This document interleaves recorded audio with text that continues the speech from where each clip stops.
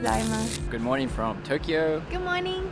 We are about to head to Mount Fuji today. So mostly landscape photography in this one. I'm going to be talking about my favorite lens for landscape photography, which lens I would pick up if I was just starting photography for landscapes, and probably ask the other guys as well.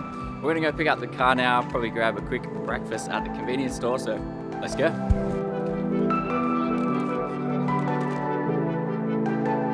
Ready for some food? Yeah, ready to get out of the city for a bit. Today. Fuji time, Fuji time. Let's go.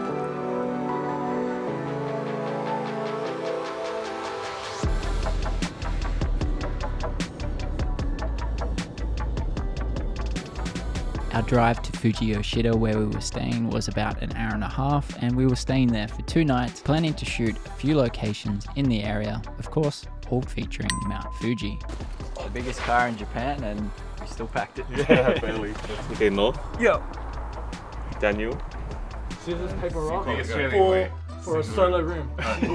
So we made it to our accommodation, checked in, and we're headed up just next to us to the Torito Pagoda for sunset. Of course, after a quick time lapse from the balcony and a drone as well. Alright, we're about to head up the pagoda. Quick drone, quick time lapse, and now we'll head up for sunset. The light's looking pretty nice, so it should be good.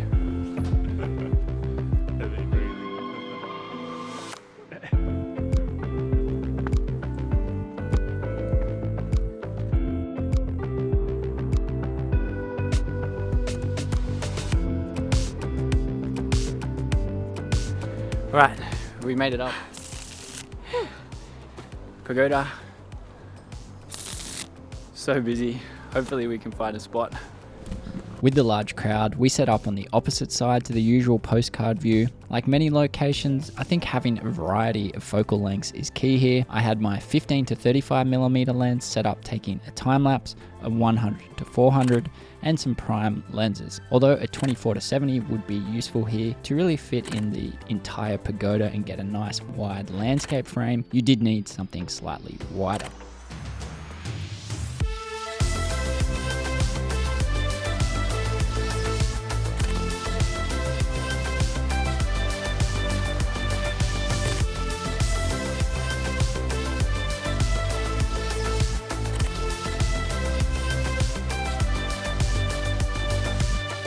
Go-to landscape lens is this one.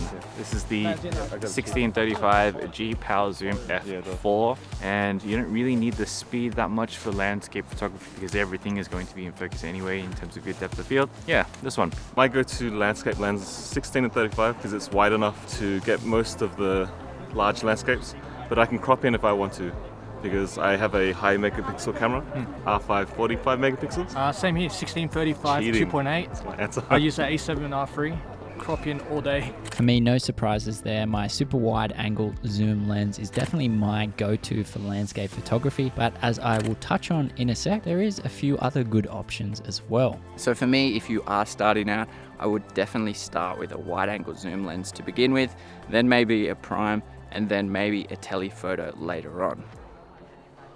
Okay, we have finished shooting the pagoda. It is getting nice and cold. It is time to go eat. Hi. Come on, ma.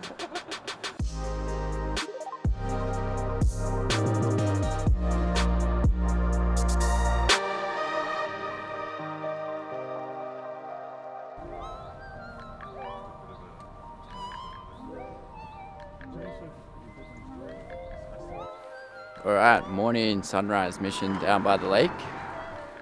Fuji is looking pretty nice, seems pretty calm, so hopefully good conditions. It is about -6 though, so it is Frosty. Nice and toasty.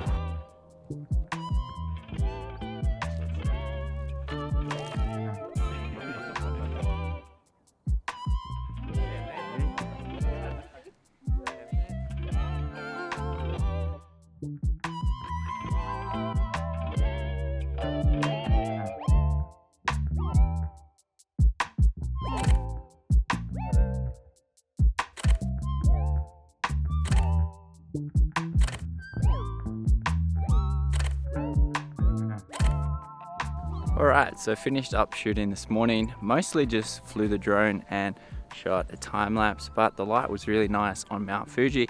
Not perfectly still on the lake, but still pretty nice. Hopefully got a few shots.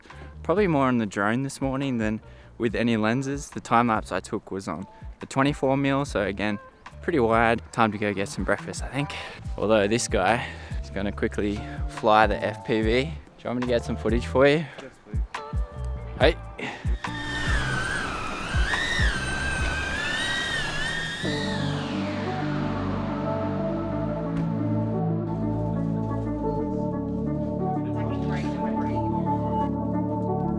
So we just got back, just gonna go for a little bit of a wander around here.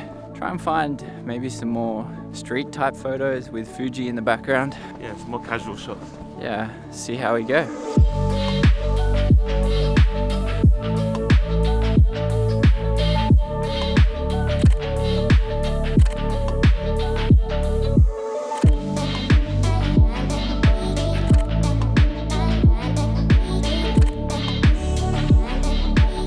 These shots are obviously moving away from landscape photography, but are the main reason I always carry at least one decent primed lens with me. They're perfect for capturing those in-between moments and why I always have one in my bag. Of course, my choice is the 50mm.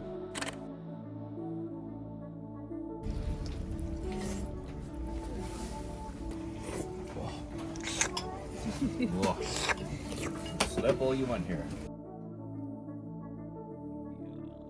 So we drove around for a while this afternoon, couldn't find exactly where we wanted to shoot. I ended up coming around to this spot here with these kind of wheat things. But today is an example where actually a longer lens works a little bit better. I found kind of 50mm is nice to get these kind of things in the foreground, and I'm actually taking really tight time lapse now of just a cloud on the edge of Mount Fuji as well. So not always your wide lens, sometimes it is nice to have that option to go in a little bit tighter as well.